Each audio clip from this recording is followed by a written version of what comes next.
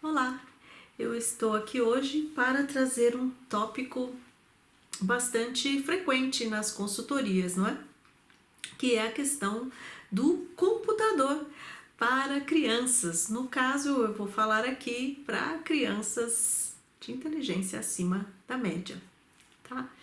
E também vou restringir esse tópico, né? Porque é um tópico assim bastante grande, né, que pode ser visto sob várias perspectivas, e por isso eu vou reduzir, vou falar do uso de computador para crianças entre 5 e 10 anos, mais ou menos, né, que seria o final do jardim da infância até o final do primeiro fundamental, né? Ou seja, do primeiro ciclo, no caso de Portugal. Muito bem. Eu vou partir do ponto que essas crianças superdotadas, de maneira geral, não têm tantas ferramentas e o estímulo que ela gostaria de ter, não é, na escola, tá? Então, ela vai lá na escola de manhã e ali não há uma oferta de temas os quais ela gostaria de se ocupar.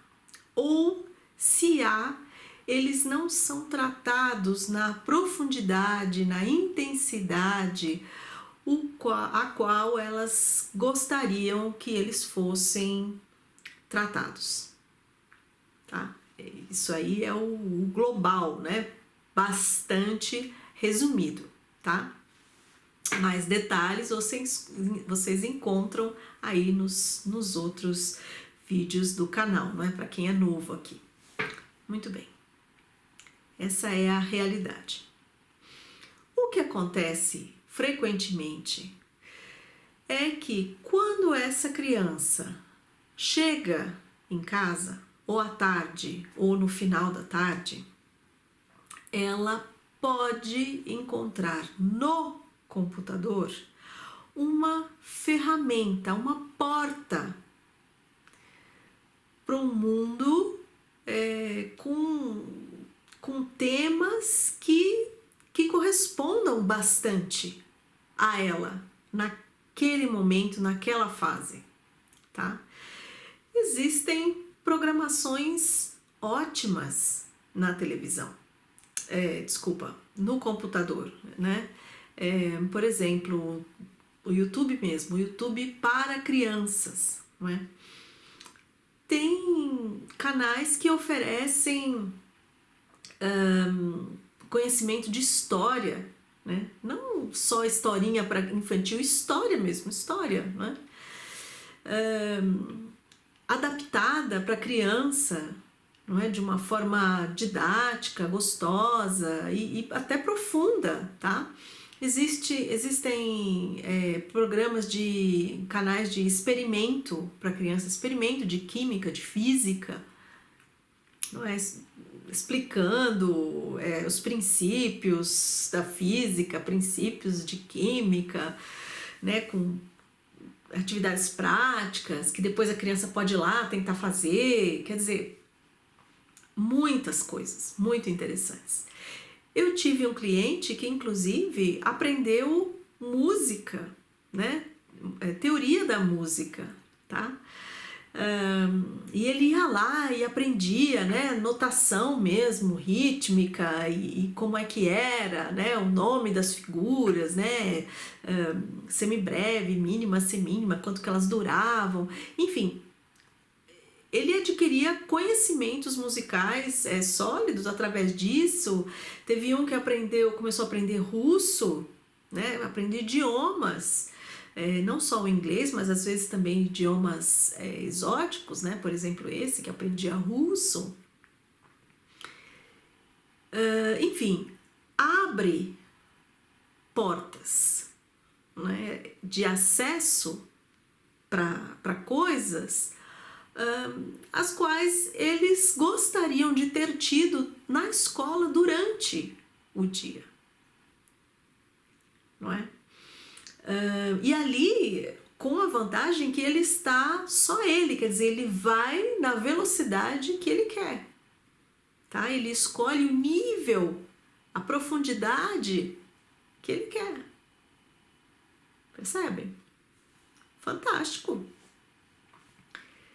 Existem crianças que adquirem capacidades também motoras importantes. Então, por exemplo, tem crianças que aprendem, né, a realmente teclar muito bem. Tem crianças que aprendem, gente, a escrever. Olha só a importância disso, né?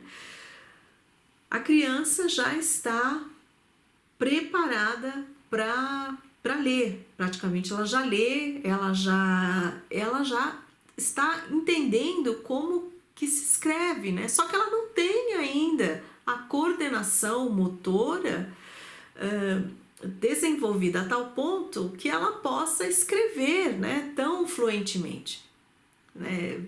Vejam que nós estamos falando de crianças superdotadas, que é muito comum que elas tenham essa assincronia de desenvolvimento, não é? Ou seja, sabe muito uma coisa e a outra coisa ainda não. Então pode ser que ela leia muito bem, mas ainda não escreva com tal destreza ainda respectiva, né, a qual ela sabe ler. Então, ela, para escrever, ela usa o teclado. Isso quer dizer que a criança nunca vai escrever à mão? É claro que não. Claro que não. Escrever à mão é essencialmente importante e deve ser praticado muito bem. Só que aquela criança específica vai aprender aquela capacidade motora um pouco mais tarde, devido à condição de assincronia de capacidades que ela tem, típico do fenômeno da superdotação. Então, para isso, por exemplo, nesse exemplo, o computador é uma libertação. Que imagina que ela está nesse processo, né, de aprendizado, desculpa, da leitura, da alfabetização, e ela pode se usar, então, dessa ferramenta, do teclado, para ir descobrindo, né, e esclarecendo esse enigma, né, esse segredo que é a escrita, né? Então isso vai incentivar essa criança a ler, a escrever melhor. O que eu quero deixar claro com esse vídeo é o seguinte, que nem sempre o computador é o diabo e é só para jogar joguinho, tá? É claro que todos eles gostam também de jogar um joguinho, né? Que também, se for só um pouquinho, com o tempo limitado, não é nada demais, não é? Serve também para relaxamento. Antigamente nós ficávamos na televisão, hoje eles ficam no joguinho, tá? O que é importante, essencial os pais terem em mente é o seguinte, é essa educação de mídia, desde sempre. Então, nessa fase, o que vocês têm que prestar atenção? Primeiro, o pai tem que estar olhando, ele tem que ter acesso, né, ao que a criança está vendo e acessando. Porque vocês sabem que a internet podem ter coisas muito inapropriadas para a criança, tá? Então, o pai tem que escolher a programação que vai ser vista junto com a criança. E depois, quando a criança está interagindo ali, por exemplo, vendo aquele programinha para a criança do YouTube, o pai tem que estar perto para verificar se a criança realmente está ali vendo aquilo, tá? Isso é, assim, o básico, não é? Depois é pensar então com a criança, né? O que é que vai ser visto, por que que vai ser visto, o que é que você está com vontade de ver, o que é que você gostaria de ver. Ah, vamos ver. Tá, então não sabe exatamente, mas em qual área? Número, letra, história, experimento, né? Com o tempo a criança vai podendo escolher as coisas, né? Claro que primeiro a criança tem que experimentar, ver o que é uma coisa, o que é uma coisa, o que é outra, o que é número, o que é letra, o que é, né? O que é experimento. A criança não pode escolher um experimento se ela nunca fez experimento, né? Isso é claro também. Enfim.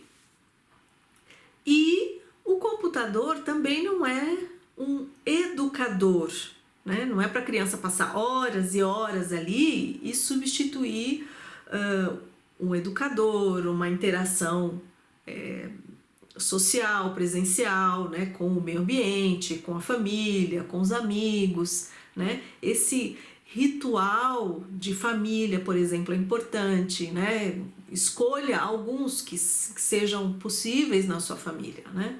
Comer uma vez por dia em família, uma leitura na hora de dormir, enfim. Isso tudo tem que estar presente, né? Na vida da criança. Então, o computador ele pode ser muito útil e muito bem-vindo, sim, né? Se ele for usado, então, com consciência, né? E com a presença dos pais. A presença que eu estou falando não é só em corpo, né? E é também a presença no acompanhamento do desenvolvimento da criança, não é? São poucas horas por dia? Claro, são poucas horas por dia e bem utilizadas, né? E conscientizando a criança, tá certo? Então, é claro, se você vê um programa, por exemplo, de experimentos, né, de química e física, né, por exemplo, os corpos que afundam na água, os que não afundam, os corpos que eu quero dizer, os corpos sólidos, tá, gente? Os objetos. Bom, então, em seguida, você pode tentar fazer um experimento com a sua criança. Então, quer dizer, sempre intercalando uma coisa com a outra, o digital com o presencial, não é? Mas pode ser uma ferramenta muito útil e importante para o desenvolvimento da sua criança. Por isso, não diabolize, mas também não abuse, tá? Não é babysitter e não é educador. Beijos, até a próxima. Não se esqueça aqui do seu like, por favor, do seu comentário. Isso me ajuda muito para esse nosso canal, tá bem? Até mais.